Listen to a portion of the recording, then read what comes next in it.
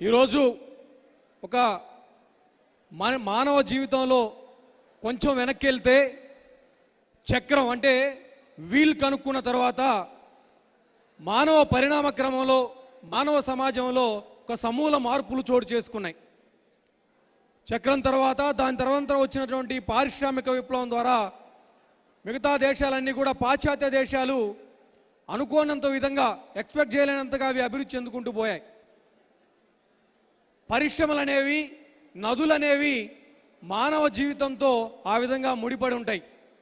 ఏ ప్రాంతంలో అయితే పరిశ్రమలు అభివృద్ధి చెందుతాయో ఆ ప్రాంతం అనేది అత్యధిక వేగంగా అభివృద్ధి చెందడానికి ఆస్కారం ఉంటుంది. ఆ ప్రాంతంలో ఉన్నటువంటి ప్రజల యొక్క ఆర్థిక పరిస్థితులు కూడా అంతే వేగంగా అభివృద్ధి చెందుతాయి. కానీ మన దురదృష్టమేమో కానీ గత 3 ఏళ్లుగా ఇప్పుడైతే వైసీపీ ప్రభుత్వం అధికారంలోకి వచ్చిందో అప్పటి నుంచి రాష్ట్ర పరిస్థితి గందరగోళంగా మారిపోయింది. కొన్ని పరిశ్రమలు అనేక పరిశ్రమలు స్థాపిస్తూ ఉంటారు, నడుస్తూ ఉంటాయి. కానీ కొన్ని పరిశ్రమలు మాత్రం ప్రజల యొక్క ఆత్మగౌరవంతో సంబంధం ఉన్న పరిశ్రమలు కొన్ని ఉంటాయి. ఆ కోవలకు వచ్చేదే మన విశాఖ ఉక్కు పరిశ్రమ. ఇట్లాంటి విశాఖ ఉక్కు లాంటి పరిశ్రమలను కూడా మన ప్రాంతానికి సంబంధించిన సహజ వనరుల్ని వాడుకొని, మన భూమిని వాడుకొని, మన నీటిని వాడుకొని అక్కడ నడుస్తున్నటువంటి పరిశ్రమలను కూడా కాపాడుకోలేని చేతగాని పరిస్థితుల్లో ఈరోజు రాష్ట్ర ప్రభుత్వం ఉండడం అనేది నిజంగా రాష్ట్ర ప్రజలు చేసుకున్న దౌర్భాగ్యంగా నేను భావిస్తున్నాను. ఈ మధ్య ఒక విచిత్రమైన సంఘటన జరిగింది. ఢిల్లీలోనంట మెడికల్ షాపులు అన్నింటిలో కూడా మనకి మెడ నొప్పి వస్తే వేసుకుంటాం కదా పట్టీలు, అవన్నీ కూడా అయిపోయినాయంట.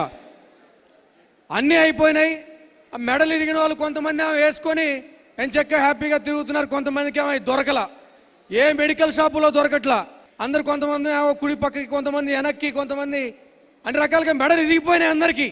ఢిల్లీలో ఒకడు వెళ్ళి ఏంది పరిస్థితి ఏంటంటే నిన్ననే వైసీపీ వాళ్ళు వచ్చిపోయారు ఢిల్లీకి అని చెప్పారంట. 25 మంది ఎంపీఎల్ని ఇస్తే కేంద్ర ప్రభుత్వం మెడలు వంచి రాష్ట్రానికి రావాల్సిన హక్కులని తీసుకొస్తా అన్నావు. సిగ్గులేదా? ఎక్కడ పడుకున్నారు ఈరోజు? ఒక కొత్త పరిశ్రమ లేదు. రాష్ట్రంలో ఉన్న పరిశ్రమలు కూడా కాపాడుకోలేని దౌర్భాగ్య పరిస్థితిలో ఈరోజు వైసీపీ ప్రభుత్వం ఉంది. మొన్న అక్టోబర్ 31వ తేదీన మన అధ్యక్షుడు పవన్ కళ్యాణ్ గారు, అయ్యా విశాఖ ఉక్కు పరిశ్రమ మన అందరిది, అందరం కలిసి కాపాడుకుందాం, ఒక అఖిలపక్షం తెలియండి అని చెప్పి అడిగిన తర్వాత, సరే వైసీపీ పార్టీ అందరు దుర్మార్గులు ఉండరు కదా, ఒకళ్ళిద్దరు మంచోళ్ళు కూడా ఉన్నారు వాళ్ళల్లో కూడా. వాళ్ళు వెళ్ళి జగన్మోహన్ రెడ్డి గారి దగ్గరికి వెళ్ళి, సార్ పవన్ కళ్యాణ్ గారు అఖిలపక్షం ఏమన్నారు, వేద్దాం సార్, రాష్ట్ర ప్రజలు కూడా మన మీద కోపంగా ఉన్నారంటే, నువ్వు ఊరుకోయా, నీ మీద 34 కేసులు ఉంటే తెలుస్తుంది అని అంటే ఆయన. వీళ్ళ కేసుల నుంచి వీళ్ళు కాపాడుకోవడానికి, వీళ్ళ బెయిల్ పొడిగించుకోవడానికి, వీళ్ళ స్వార్థ ప్రయోజనాల కోసం ఈరోజు రాష్ట్రం యొక్క ప్రయోజనాల్ని తాకట్టు పెడుతున్నటువంటి దౌర్భాగ్య ప్రభుత్వం ఏదైనా ఉందంటే వైసీపీ ప్రభుత్వమే.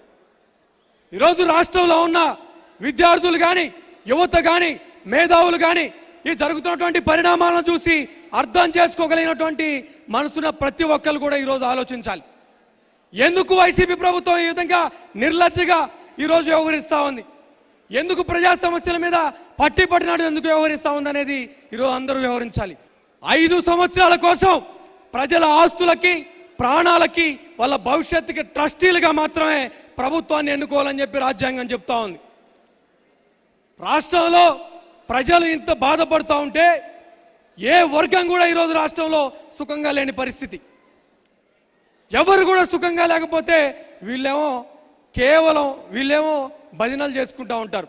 మా అన్న 30 సంవత్సరాలు ఉంటాడు, మా అన్న 35 సంవత్సరాలు ఉంటాడు. 5 ఏళ్లకైనా మిమ్మల్ని ఎన్నుకున్నది, మళ్ళీ ఎన్నికలు వస్తాయి, మీ దౌర్భాగ్య పరిపాలన ప్రజలకు అర్థం అవుతుంది, ఓట్ల ద్వారా మళ్ళీ తిప్పి కొడతారు. ఈ దౌర్భాగ్య పరిస్థితి కారణం ఒకటే, కేవలం భజన బృందాల్లో, భజన మండల్లో మాత్రమే ఉండడానికి అర్హులైన అందరినీ కూడా ఈరోజు శాసనసభలకు పంపించడం మనం చేసిన తప్పు, దౌర్భాగ్యం.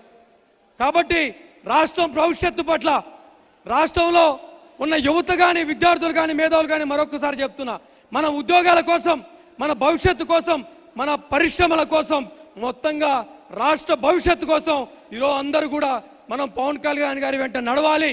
రాష్ట్రంలో రాబోయే ఎన్నికల్లో ఇటువంటి దుర్మార్గపు పాలకుల్ని మళ్ళీ అధికారంలోకి రాకుండా అడ్డుకోవాల్సిన బాధ్యత రాష్ట్రంలో ఉన్న ప్రతి ఒక్కరి మీద ఉందని చెప్పి తెలియజేసుకుంటూ ఈ అవకాశం ఇచ్చిన పెద్దలందరికీ కూడా హృదయపూర్వక నమస్కారాలు తెలియజేస్తుంటూ సెలవు తీసుకుంటున్నాను. నమస్కారం.